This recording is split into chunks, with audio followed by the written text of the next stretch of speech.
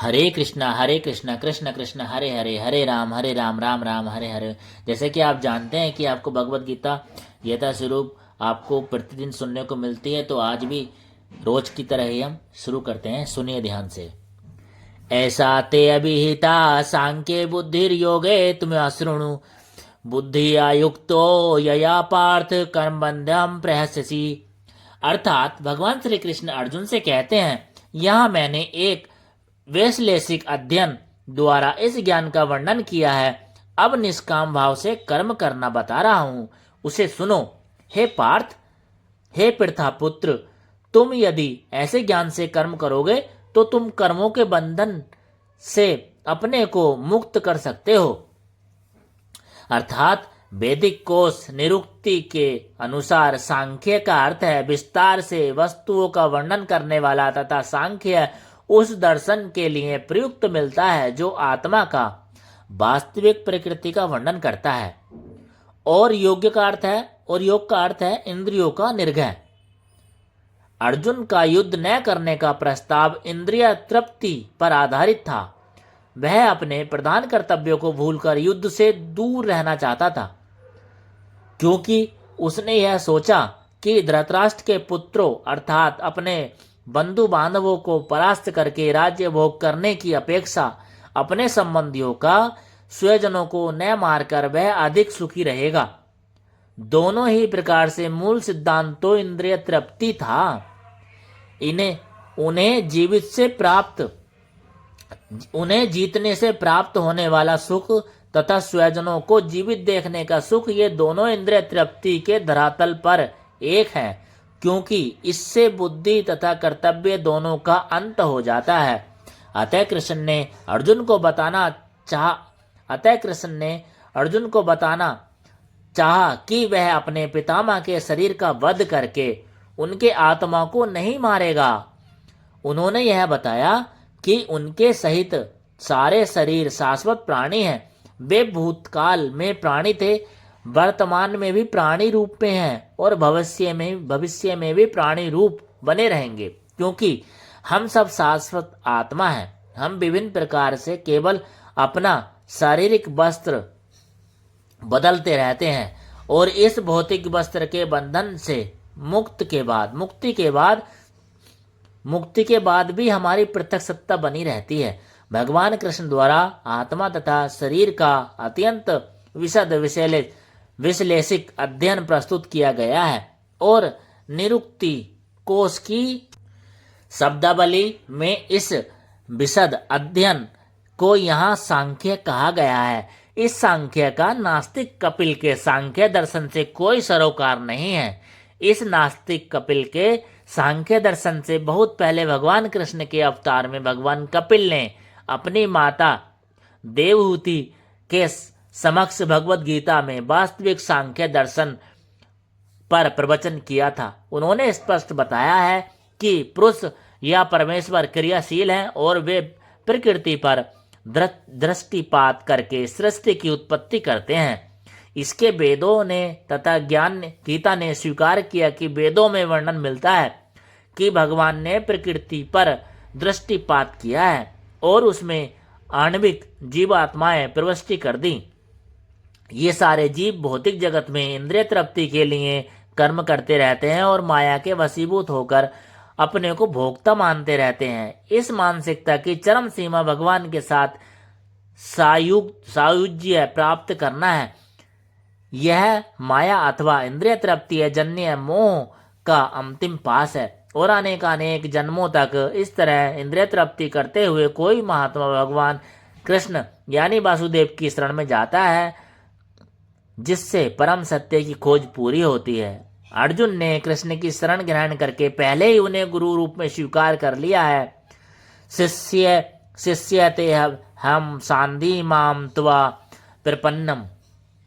फलस्वरूप कृष्ण अब उसे बुद्धि योग या कर्म योग की कार्य विधि बताएंगे, जो कृष्ण की इंद्रिय तृप्ति के लिए किया गया भक्ति भोग योग है।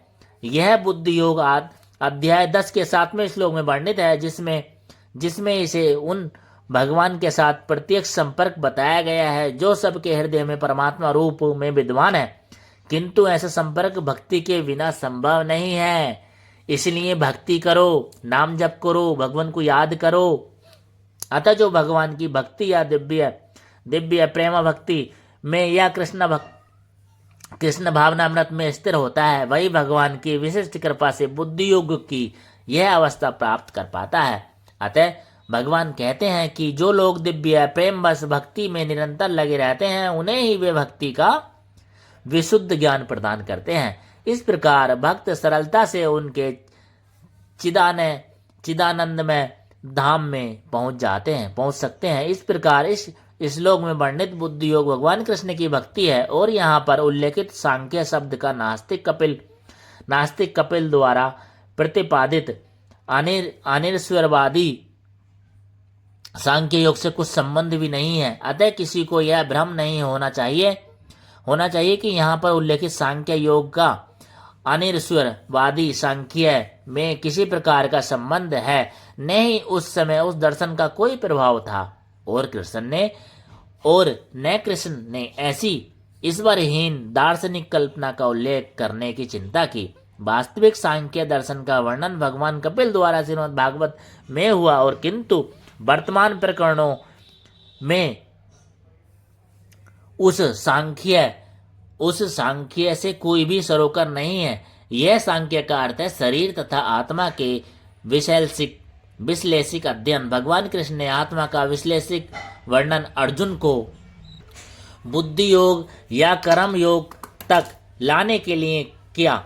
अतः भगवान कृष्ण का सांख्य तथा भागवत में भगवान कपिल द्वारा वर्णित सांख्य एक ही है। ये दोनों भक्ति योग हैं। अतः भगवान कृष्ण ने कहा कि केवल अल्पज्ञ ही सांख्य योग तथा भक्ति योग में भेदभाव मानते हैं।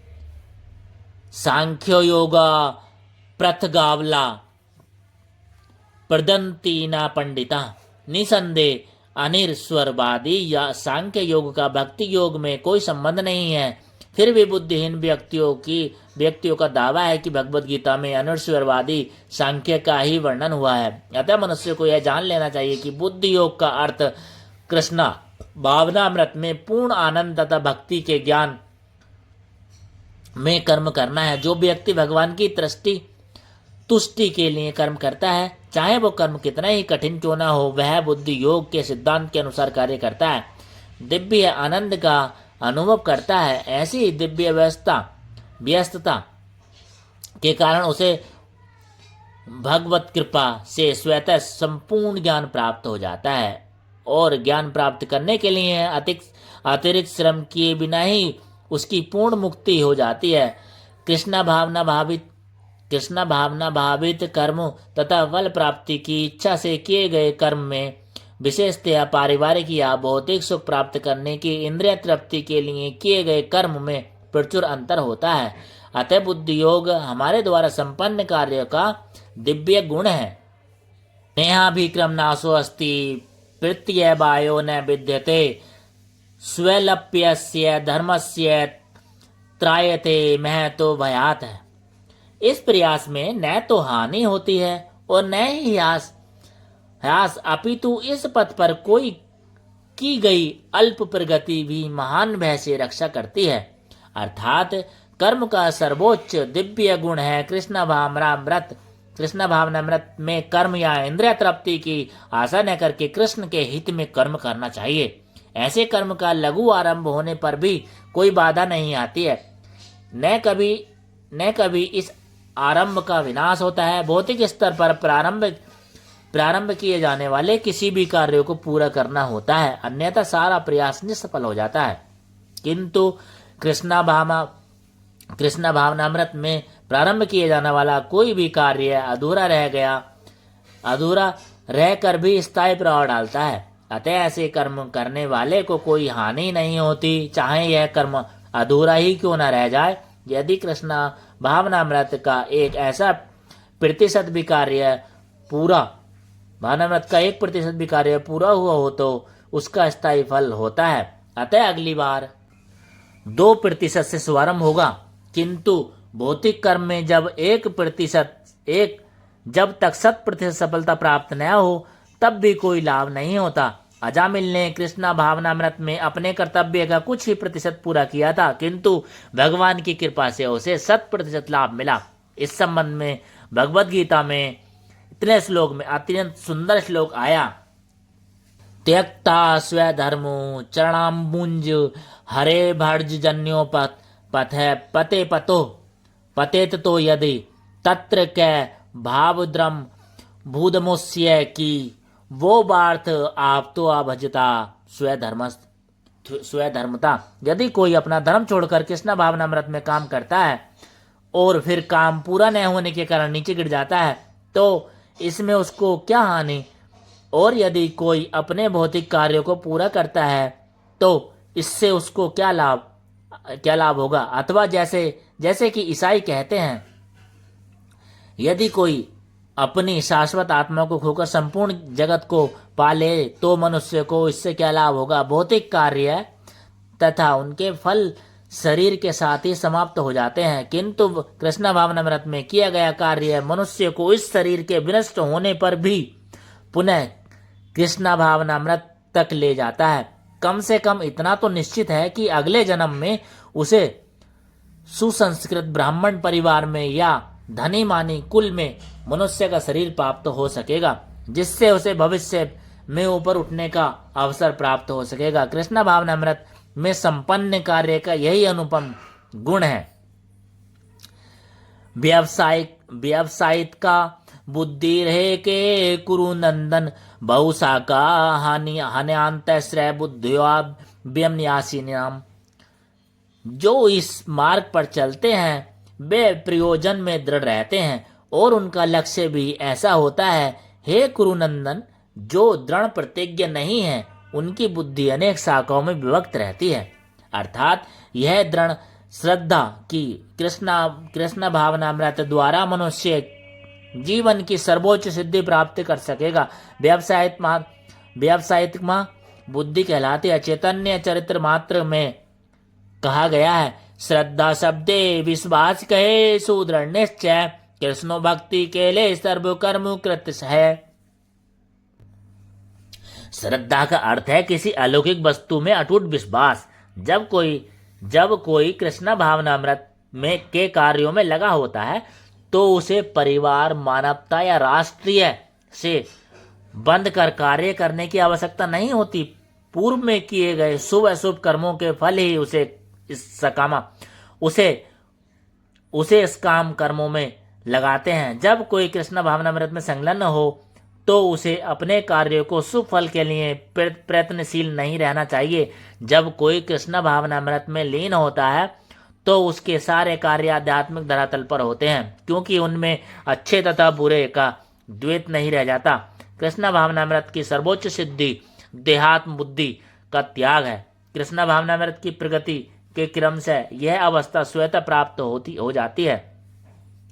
कृष्ण भावना भावित व्यक्ति का दृढ़ निश्चय ज्ञान पर आधारित है। वासुदेव सर्वमिति से महात्मा सुदुर्लभ है।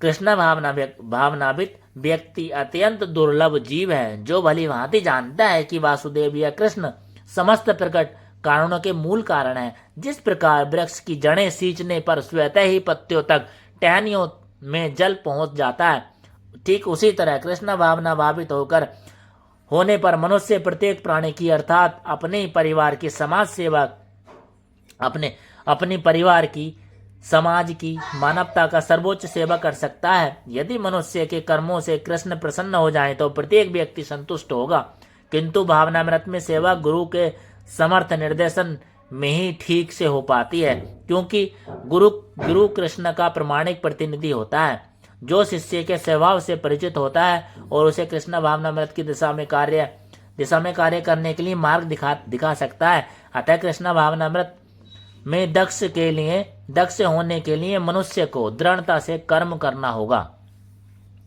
और कृष्ण के प्रतिनिधि की आज्ञा का पालन करना होगा। उसे गुरु के उपदेशों को जीवन का लक्ष्य मान लेना होगा। श्री विश्वनाथ चक्रवर्ती ठाकुर ने गुरु की प्रसिद्ध प्रार्थना में उपदेश दिया, यस्य प्रसादाद भगत प्रसादो यस्या प्रसादान गति कुतोऽपि ध्यानस्तु बस्त्यम से यश स्त्रिय संध्या बंदे गुरु श्री चरण बिंद्रम। गुरु की तुष्टि से भगवान भी प्रसन्न होते हैं और गुरु को प्रसन्न किए बिना कृष्ण भावनामृत के स्तर तक पहुंच पाने की कोई संभावना नहीं रहती। अतः मुझे उनका चिंतन करना चाहिए और दिन में 3-4 बार उनकी कृपा याचना करनी चाहिए और अपने गुरु को सादर नमस्कार करना चाहिए। किंतु यह संपूर्ण पद्धति ध्यात्म बुद्धि से परे है, सैद्धांतिक रूप में नहीं वरन व्यावहारिक रूप में पूर्ण आत्मज्ञान पर निर्भर करती है। जब सकाम कर्मों से इंद्रिय तृप्ति की कोई संभावना नहीं रह जाती, जिसका मन दृढ़ नहीं है वह विभिन्न सकाम कर्मों को की ओर आकर्षित होता है। हरे कृष्णा हरे राम राम राम हरे हरे। शेष चर्चा आगे। जो चैनल पर नए हैं, हमारी गीता ज्ञान सुनना है, गीता का यथा स्वरूप सुनना है, उसको धन्यवाद। और कृष्ण की भक्ति ऐसी उनको प्राप्त होती रहे। हरे कृष्णा हरे राम राम राम हरे हरे। चैनल को सब्सक्राइब कर लें, वीडियो को लाइक कमेंट शेयर जरूर कर देना।